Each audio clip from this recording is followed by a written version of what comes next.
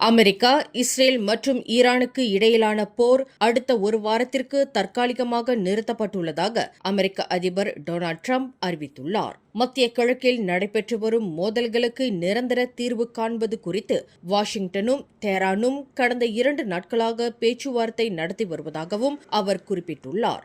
இந்த பேச்சுவார்த்தையில் ஏற்பட்ட நம்பகத்தன்மை காரணமாக ஈரானிய மின் நிலையங்கள் மற்றும் எரிசக்தி உள்கட்டமைப்புகளுக்கு எதிரான அனைத்து ராணுவ தாக்குதல்களையும் அடுத்த 5 நாட்களுக்கு நிறுத்தி வைப்பதாக டிரம்ப் அறிவித்துள்ளார். கடந்த பிப்ரவரி மாதம் 26ஆம் தேதி தொடங்கிய இந்த போரானது நாளுக்கு நாள் தீவிரமடைந்து வந்த நிலையில் ஹொர்முஸ் நீரிணை வழியாக செல்லும் கப்பல்களுக்கு ஈரான் தடை விதித்தது.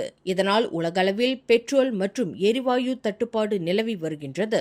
இதனிடையே ஈரானை அடிபணிய வைக்கும் நோக்கத்தில் அமெரிக்கா தொடர் தாக்குதல் நடத்தி வந்த நிலையில் ஈரான் அதற்கு பதிலடி தாக்குதல்கள் நடத்தி வருவதால் உலகளவில் பதற்ற நிலை நீடித்து வருவது குறிப்பிடத்தக்கது. மேலும் செய்திகளை தெரிந்து கொள்ள கீழே இருக்கும் பெல் பட்டனை அழுத்துங்கள். உங்கள் மகிழ்ச்சியை வெளிப்படுத்த லைக் மற்றும் ஷேர் செய்யுங்கள். தொடர்ந்து திசைகளோடு இணைந்திருக்க சப்ஸ்கிரைப் செய்யுங்கள்.